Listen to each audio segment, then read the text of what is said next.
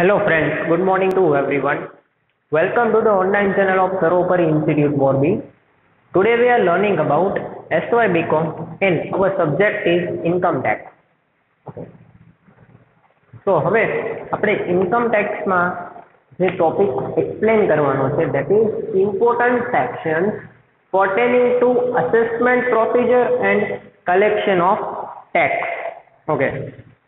So ટેક્સના collection માટે થઈને આપણી પાસે જે ઇમ્પોર્ટન્ટ સેક્શન્સ છે એમાંથી કયા ઇમ્પોર્ટન્ટ સેક્શન્સ છે એ આની માટે લાગુ પડે છે અને ખાસ આપણે બીજી વસ્તુ એ કન્સિડર કરવાની છે કે during this procedure of assessment એટલે કે આપણે ટેક્સ છે એ શેના બિહાફ ઉપર આપણે જે છે એ અસેસમેન્ટ પ્રોસિજર કમ્પ્લીટ કરવાની છે તેની માટે અમુક ઇમ્પોર્ટન્ટ સેક્શન્સ લાગુ પડે છે.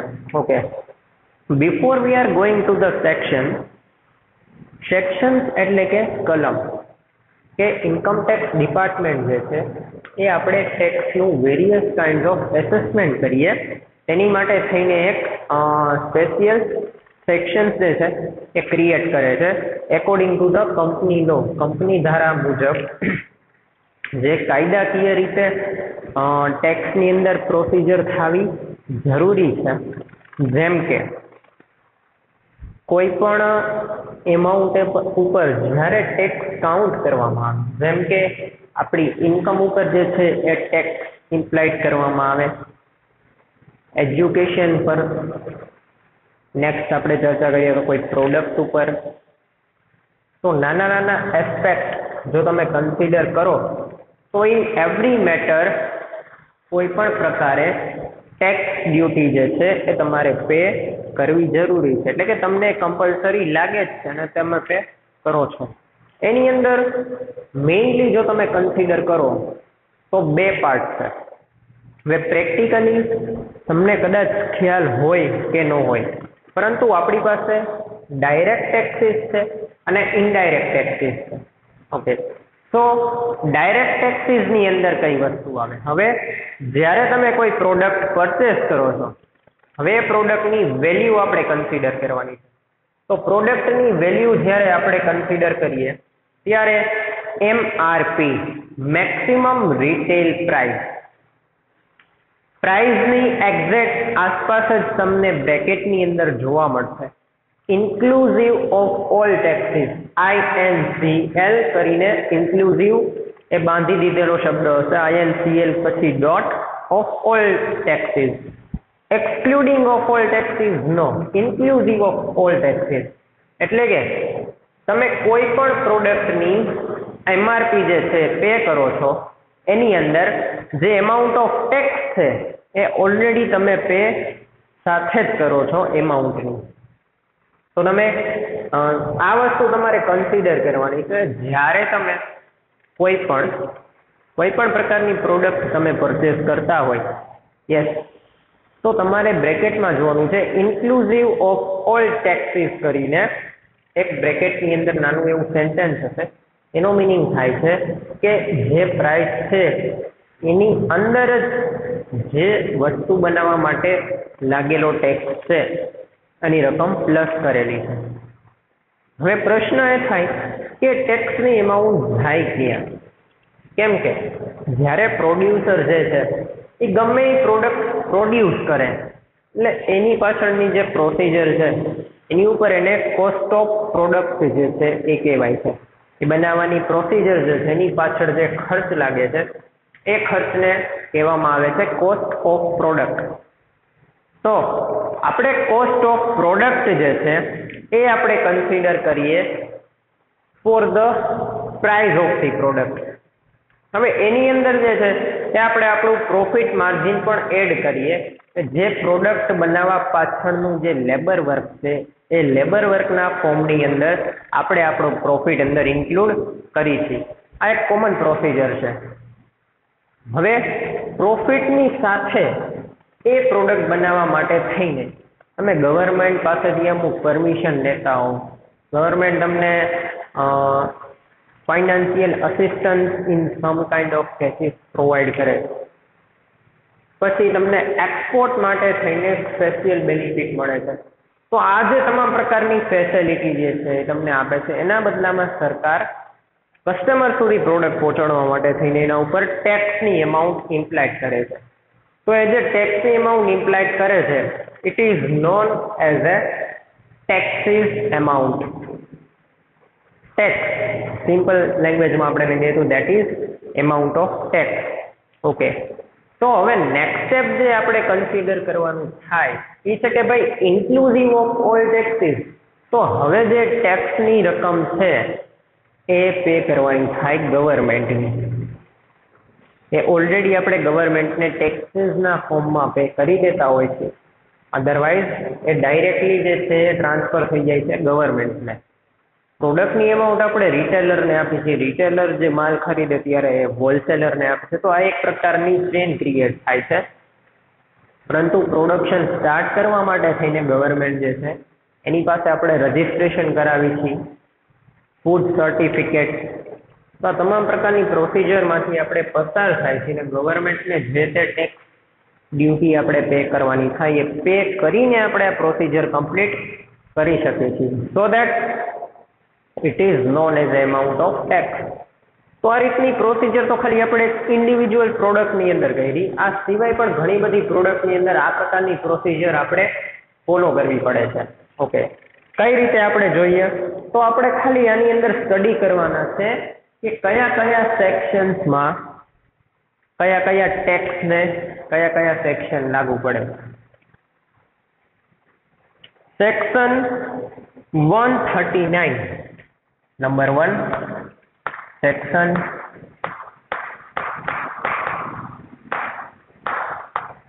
139. ઓકે, તો સેક્શન 139 છે રિટર્ન ઓફ ઇન્કમ. તેની માટે લાગુ પડે છે રિટર્ન ઓફ ઇન્કમ.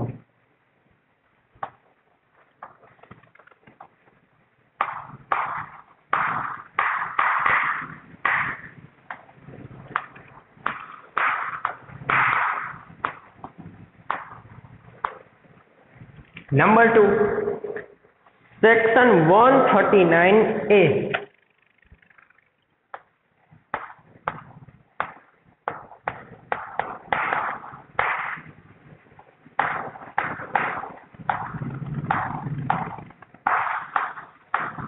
તો સેક્શન 139A એ જે છે એ સેક્શન લાગુ પડે છે શેની માટે તો કે પાન નંબર માટે.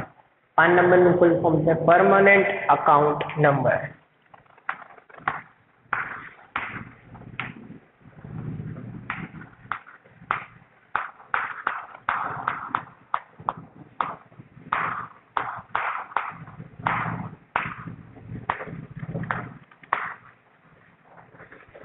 What is PAN number? Permanent account number એટલે કે જ્યારે હવે કોઈ પણ પ્રોડક્શનની વાત કરો અથવા તો ઇન્ડિવિજ્યુઅલ પર્સન ઇન્ડિવિજ્યુઅલ ફર્મ જે છે રન કરતો એ વ્યક્તિ, પણ બધા જો લેવલે વાત કરી, બધા ફિલ્ડને કમ્પેર કરતા ઇન્કમનો સોર્સ જે છે 50,000 થી વધે, અધરવાઇઝ એવા કોઈ પણ ટ્રાન્ઝેક્શન છે કે જે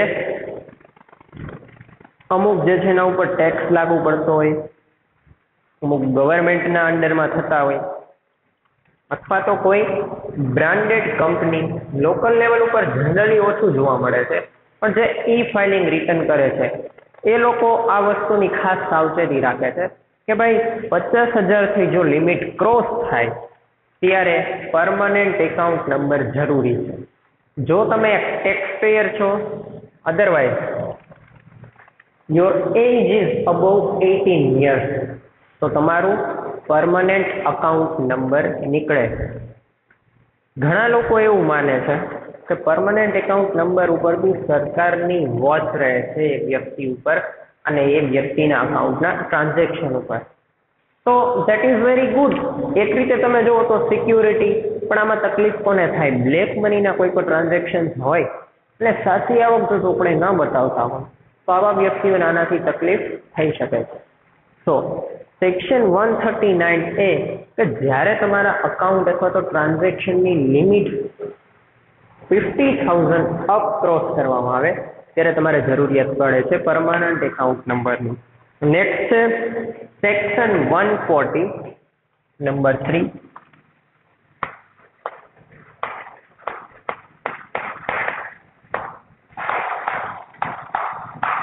ઓકે, સો નાવ સેક્શન 140 જે છે એ શેની માટે થઈ આપણે જોઈએ.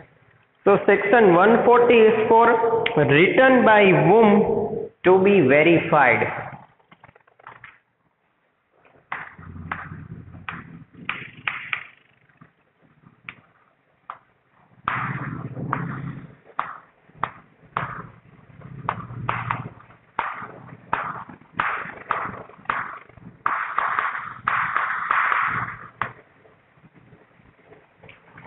Section 140 is for written by whom to be verified. ચકાસણી કર્યા બાદ રિટર્ન પ્રોવાઈડ કરવામાં આવે તેની માટે સેક્શન 140 લાગુ પડે છે. Now section 148 number 4.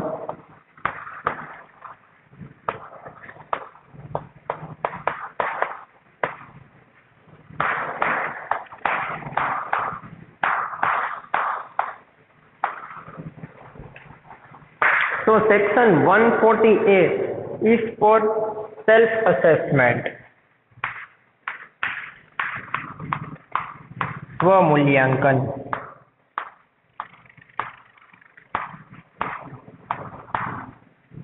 હવે આ જે વર્ડ છે એસેસમેન્ટ એનો ઉપયોગ વારંવાર થાય. સ્વમૂલ્યાંકન ધેટ ઇઝ કે પોતે જે ટેક્સ પેયર છે એની માટે જે કાંઈ પણ કન્ડિશન્સ ને બધું ક્રિએટ થતું હોય એટલે જનરલી આપણે સેલ્ફ એસેસમેન્ટની અંદર કન્સિડર કરીએ છીએ. તો એક વર્ડ છે એસએસસી અને એક છે એસેસમેન્ટ. એસેસમેન્ટ ધેટ ઇઝ મૂલ્યાંકન. એસએસસી જે વ્યક્તિ ટેક્સ પેડ કરે છે એને આપણે એસએસસી તરીકે ઓળખીએ છીએ. તો આની અંદર લાગુ પડે છે self assessment 140A. Next 142 section 142.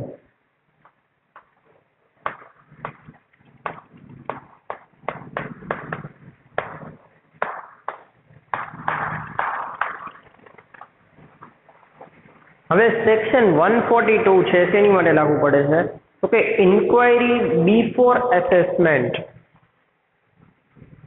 મૂલ્યાંકન પહેલાની જે ઇન્ક્વાયરી લાગુ પડે છે ઇન્ક્વાયરી બિફોર એસેસમેન્ટ.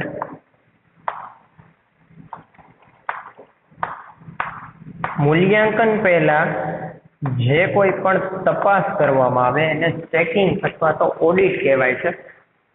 તો તેની માટે થઈને કઈ સેક્શન્સ લાગુ પડે છે તો કે સેક્શન 142. નેક્સ્ટ છે સેક્શન 143 નંબર 6.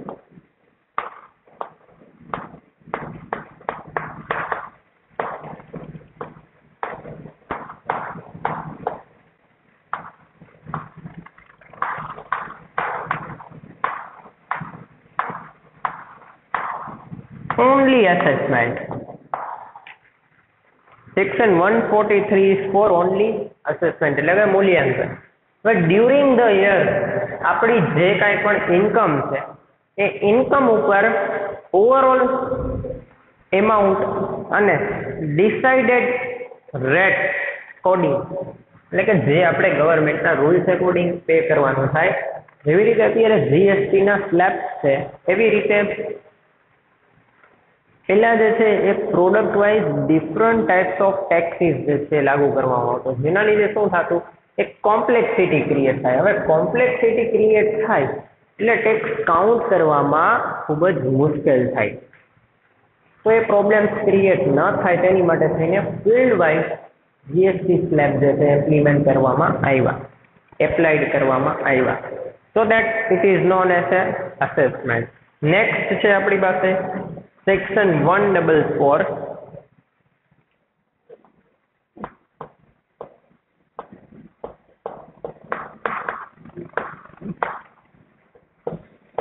સેક્શન 144 છે આપણે જોઈએ તેની માટે લાગુ કરવામાં આવે છે તો કે section 144 best judgement assessment. Best judgement assessment.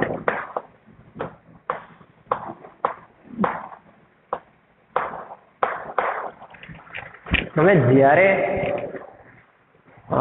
આ રીતની જે છે સેક્શન્સ કોઈ બી એસેસમેન્ટ ઉપર એપ્લાઇડ કરવામાં આવે છે ત્યારે જે તે ટાઈમ એકોર્ડિંગ જે તે સેક્શન્સ છે એ એના જે કોઈ પણ અધિકારી છે એને કમ્પલસરી ફોલો કરીને એના દાયરામાં રહીને એને વર્ક કરવું જરૂરી છે. એટલા માટે સેક્શન્સ છે કમ્પલસરી બનાવેલા છે for every field. Number 8 section 145.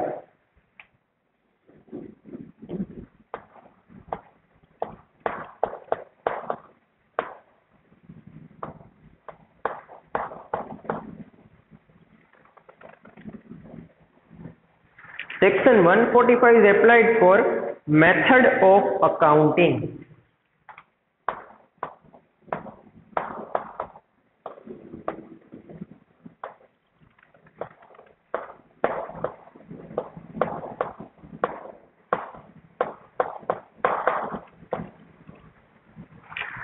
Now, methods of accounting. We have a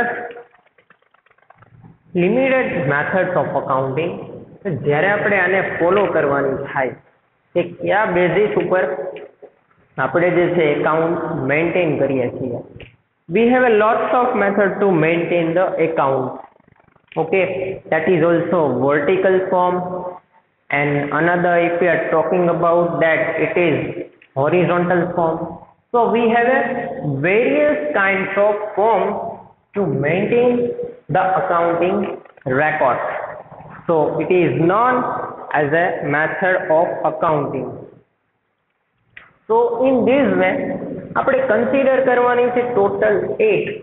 હવે રિમેનિંગ આપણી પાસે સેક્શન્સ બી છે તો આપણે નેક્સ્ટ પાર્ટમાં બેટર વે હજી જે બાકીની જે છે એ આપણે તમામ પ્રકારની જે છે મેથડ્સ ઓફ એકાઉન્ટિંગ આપણે જે રીતે લાસ્ટ સેક્શન 145 એ સમજ્યા એવી જ રીતે આપણી પાસે બીજી જે સેક્શન્સ છે ઇમ્પોર્ટન્ટ કે જેને અત્યારે ઇન્કમ ટેક્સના પાર્ટમાં કન્સિડર કરવી જરૂરી છે.